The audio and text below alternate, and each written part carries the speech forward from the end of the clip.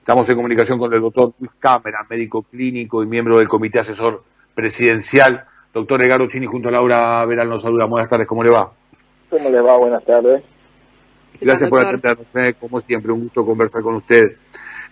A ver, estamos en una situación, parece ser límite en lo que hace al interior de la provincia de Buenos Aires, perdón, la provincia de la Argentina, muchas provincias. También hay algunos municipios del interior de la provincia de Buenos Aires, como el caso de San Nicolás, la misma Mar del Plata, que está en una situación extremadamente complicada, pero me refería a las provincias del interior del país porque allí parece que no se ha podido fortalecer, como en otras zonas como el AMBA, el tema de la respuesta de las unidades intensivas. ¿Qué novedades tiene usted al respecto? ¿Qué puede compartir con nuestra audiencia, doctor? No, por lo que usted dice tiene mucho de cierto, porque de alguna manera muchas provincias han estado hasta, te diría, un mes y medio, 2, en muy buena situación, y a lo mejor eso pudo haber generado un ánimo de que, bueno, a nosotros no nos va a tocar, es un problema del AMBA y ahí queda, pero bueno, eso lamentablemente no es cierto, yo se lo venía advirtiendo, tengan cuidado con el tránsito de gente que venga a Capital Federal y al resto del conurbano, porque iban a volver con el virus. Había una posibilidad de un 10 a un 20% de los que volviesen, fuesen con el virus.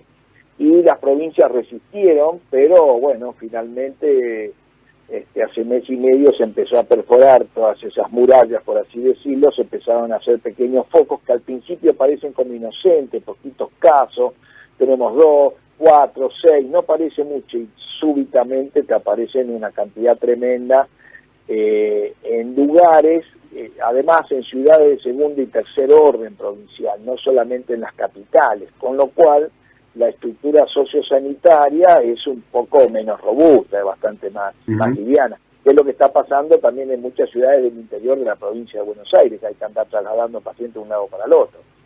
Y en los traslados son complicados, los traslados. Trasladar un paciente con COVID no es fácil, a veces el paciente está crítico, hay que llevarlo de un lado a otro y se tarda 2 o 3 horas. Las ambulancias no pueden ir y venir de forma permanente porque implica todo medidas de seguridad, limpiar la ambulancia, con el cual la operatividad de una ambulancia no es lo mismo que trasladar a un paciente, no sé, con una fractura, no sé si queda claro. Es mucho más complicado. Y eso es lo que está pasando al interior, por eso yo, digamos, a viva voz estoy tratando de decir, si los gobernadores tratando de sensibilizarlo con gente acá del COE, que algunos van a tener que tomar medidas drásticas para frenar la aceleración de casos. No el número. ¿Qué significa medidas drásticas? Y van a tener que algunas provincias ir a fase 1, si no lo hacen van a pagar un precio muy grande, van a sufrir mucho, van a tener muchos pacientes, va a haber pacientes que no se van a atender, eso va a generar mucho ruido político, mucho ruido social, finalmente van a tener también deterioro económico exactamente igual que si hiciesen una cuarentena de 14 días, y van a estar al rojo vivo los sistemas asistenciales, se van a enfermar las enfermeras y los médicos. Yo, por ejemplo, estoy en un hospital muy grande acá, se enferma un médico, hay otro que lo reemplaza. Claro. En una ciudad de 100.000 habitantes se te enferma alguien de terapia intensiva y toda esa guardia tiene que hacer aislamiento. Entonces se te van 6, 7 personas, 8, 9, 10 a tu casa y no tenés cómo reemplazarlo. No hay cómo reemplazarlo. Trabajan muy al límite. Las ciudades grandes no es problema, porque tienen universidades, pero las ciudades chicas sí tienen problemas. Hay una situación de precariedad que también tiene que ver con los datos precisos de lo que está ocurriendo. Si se vivió en la provincia de Buenos Aires incluso una situación particular al respecto, no se está diciendo de manera oficial, pero hemos conversado con distintas fuentes que nos hablan que en otras provincias también podría ser de mayor magnitud lo que tiene que ver con esta tragedia que estamos viviendo que lo que se conoce en estos momentos. ¿Coincide con esta información, con esta percepción, doctor? Y imagínate que tanto Córdoba como Santa Fe tienen la misma población que pudiésemos decir que la ciudad de Buenos Aires, y están con 1.800 casos, 2.000 casos, con más casos que la ciudad de Buenos Aires, que el pico máximo fue 1.400. Y con eso solo ya creo que te digo mucho. Con eso solo. No sé si me entiendes. Ciudades, para hacer una equiparación por el número poblacional. Doctor, como básicamente esto es matemático, digo, es lo poco que se sabe, yo lo contaba recién, digo, ¿en cuánto tiempo se imagina la foto esta que no queremos ver de seguir igual, de no tomarse esa medida, de no apretar el botón rojo del que tanto se habla? ¿Qué escenario se imagina en cuánto tiempo? Córdoba, Santa Fe. Yo ahora, hace un tiempo atrás, si me hacía esta pregunta, te decía qué bien, qué suerte que está el interior bien, pero tiene que tener cuidado. Ahora nos apareció un nuevo foco, es cuando aparecieron, digamos, el barrio 31 acá en la capital, un foco tremendo de los barrios vulnerables. Sería una cosa así, un foco que teóricamente estaba tranquilo, se incendió. Entonces imagínate el problema. Tal vez hoy, estos días, sean las peores semanas de la pandemia que estamos teniendo, porque el AMBA está mejor, pero no mucho mejor, está un poquito mejor, ¿está bien? Y el resto se complicó mucho. Entonces, si yo te diría estos días son probablemente los peores días, porque hasta ahora había la percepción que los peores días eran los días del AMBA, que era hace 15, 20 días atrás, que estaba o 30 días la situación, digamos, gran parte de agosto, fue un mes muy difícil, julio y agosto.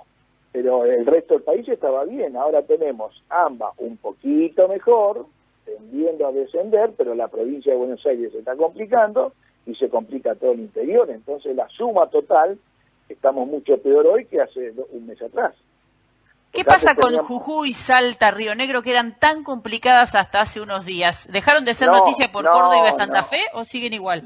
No sabría decirte, digamos, la percepción que tiene la gente a nivel periodístico, ¿no? Pues las ciudades están complicadas. Probablemente Jujuy tal vez está pasando su pico máximo, Salta no. En muchas de esas provincias no se hacen la cantidad de testeos que son necesarias, mínima. Entonces también hay un problema numérico. El sistema de salud en Jujuy está un poquito más liviano, en Salta está muy difícil, en Tucumán se está por poner muy difícil, no lo están viendo, va a mucha velocidad, Córdoba y Santa Fe están complicados, Mendoza pasó probablemente la situación más difícil, pero ahora quieren reabrir algo, con lo cual pueden rebrotar otra vez de nuevo, rebrotar estando allá arriba. Río Negro tiene dificultades, Tierra del Fuego está con dificultades. Estamos en un momento de máximo nivel de virus en el país. Doctor, una última pregunta que en realidad son dos partes. Porque antes era solamente acá, se federalizó lamentablemente. Una última pregunta que en realidad son dos partes. Digo, por un lado se habla de una segunda ola, por lo que está viviendo también Europa, que esto se podría poner solamente un punto de inflexión, un freno, a partir de la vacuna. ¿Hay alguna información que dice que en Argentina podría llegar a aplicarse a partir de febrero o marzo? ¿Qué información puede compartir con nosotros al respecto? Yo no tengo datos reales de la vacuna comparado a decirte esto. A nivel mundial lo que se va diciendo es que están postergando los tiempos, Para mí se están postergando, ya están hablando a lo largo del 2021, Bueno, la de Oxford, la de Gran Bretaña está hablando que en noviembre, hasta le pusieron un nombre Triunfo y un nombre, y el otro no me acuerdo cuál era el otro nombre, Triunfo y Estrategia, creo que se le pusieron nombre los británicos. Yo lo quiero ver porque te digo que han salido mucha gente adelantada, que ya tenían la vacuna, parece que hace 10 años atrás, pero el millón a práctica no lo veo, ¿no? Yo cuando veo a los jugadores en la cancha te aviso. Ahí te digo, está muy bien. Entonces hay que estar atento a las segundas olas en todos lados. Y está apareciendo en Europa, primero porque ellos tuvieron la tremenda inmortalidad, pero no se infectaron en mucha cantidad, se infectaron el 5%. Nosotros, acá en el AMBA, estamos en alrededor de un 20% de infección. Nosotros no hemos podido controlar el número de infectados, sí, probablemente no tanta letalidad, obviamente, ¿no? Igualmente, lamentablemente, están falleciendo muchas personas, pero hay mucha cantidad de gente infectada, que ahí me cuesta creer, cabe la posibilidad que nosotros no tengamos una segunda ola. Sí, lo que podemos tener es una persistencia del virus en forma permanente. O sea, me imagino el escenario. Ayer tuvimos 14.000 contactos, 13.000, no sé, me imagino en 2 meses que tenemos 5.000 casos en Argentina, así. Con lo cual ya estamos todos nerviosos e inquietos. No es que con 5.000 casos estamos tranquilos y nos despreocupamos de cuidarnos, no. Viene una etapa muy dura. Y las vacunas, traten de entender esto que se dice en todos lados, las vacunas van a ser para los para la gente mayor, algo muy parecido a lo de la gripe, más los agentes sanitarios y agentes de seguridad, no para la persona de 40 años que está bien. No, o sea, riesgo, claro. un 20% de la población por cada país. Bueno, y el 80% restante es susceptible de ser infectado.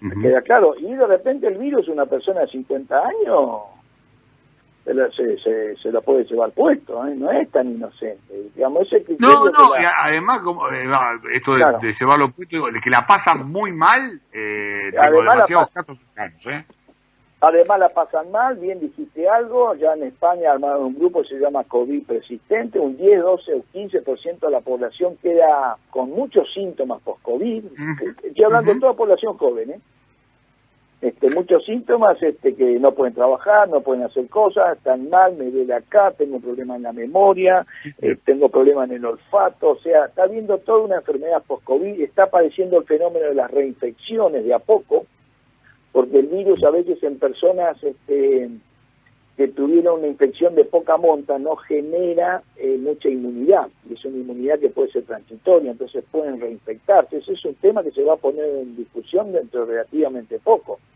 Si el virus muta puede haber también reinfecciones, por lo tanto la primera línea de vacunas que va a salir, no creo que sean la línea de vacunas finales, no sé si me entiendes. Va a ser el primer modelo, por así decirlo, el primer modelo del auto, pero le van a tener que hacer restyling porque el virus es un jugador formidable, las cosas que nos hace es una cosa increíble, es un jugador... La vacuna va a tener que mutar al ritmo también del virus, eso ya lo van diciendo varios microbiólogos y uno se da cuenta que eso está pasando porque aparecieron reinfecciones, entonces el virus mutó y una persona se infectó 2 veces, no es que la anterior me sirve, entonces con pequeñas modificaciones, eso pasa con la gripe, nos tenemos que vacunar todos los años, así que no es una cosa extraña, digamos. Entonces, lo que pasa es que está violenta. Y hay un dato, que por eso a veces me digo por algunos que manejan información porque están realmente en la generación. Hay una persona de la India que es el máximo productor de vacunas del mundo, que es el que hace casi toda la vacuna de la gripe a nivel mundial. Él dice que va a haber vacunas para todo en el 2024. Escúchame bien. 2024. Bueno.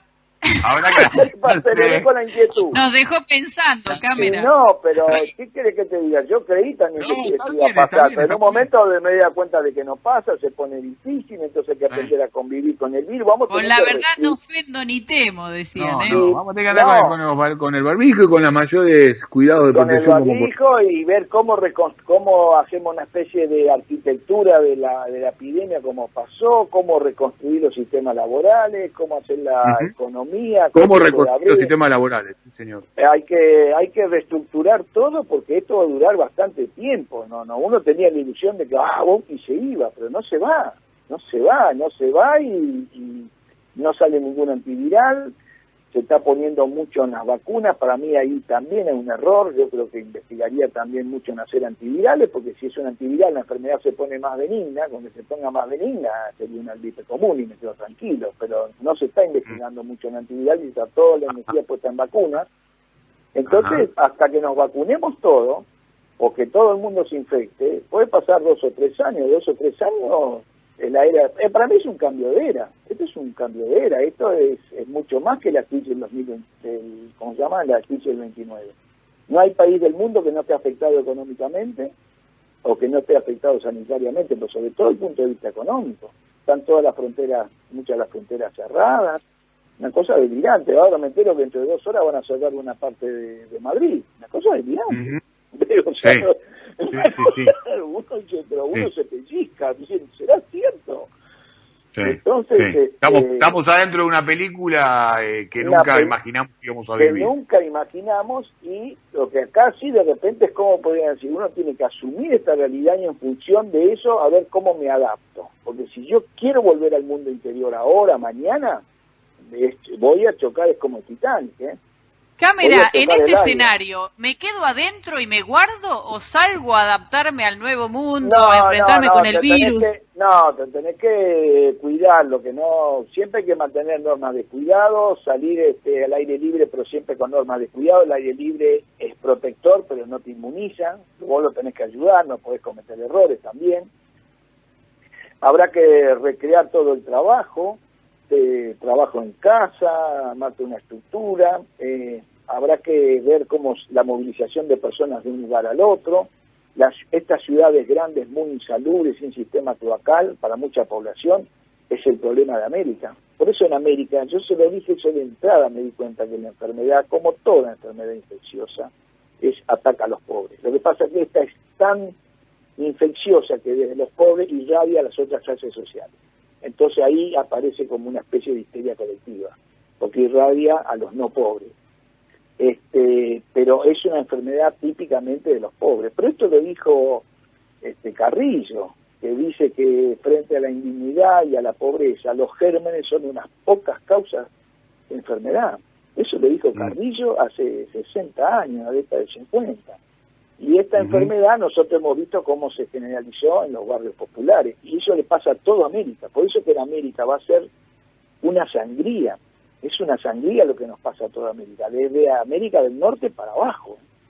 Eso, en otros lados no tienen los registros. Nosotros acá, todo el mundo se enojó porque temía que se estaban ocultando los muertos. No, acá eso no va a pasar, no hay ánimo para nada, todo lo contrario, se quiere contar todo. Pero en muchos lugares de América, las cifras que a mí me muestran, yo no se las creo, porque yo he recorrido esos lugares, no tiene un buen sistema para contar los fallecidos. Por ejemplo, en Manaos hubo que hacer tumbas supernumerarias, se volvieron locos, pero si ves el número de fallecidos no son muchos. Entonces, como que se enterraba más gente que los números que te ponían. Y eso es porque hay errores en el número de los fallecidos. Y eso es algo que acaba de salir un artículo que se calcula que en los países pobres, alrededor del 30-40% de los fallecidos no hay un registro oficial. No hay un registro oficial. Sí, también es una situación donde el sistema de salud no está para dar respuesta, no solamente por las características de los individuos, ¿no? No cabe duda que el sistema... Doctor, gracias por esta comunicación, como siempre. Bueno. Muy interesante, ¿no? Más allá de la cruda realidad, pero un placer escuchar.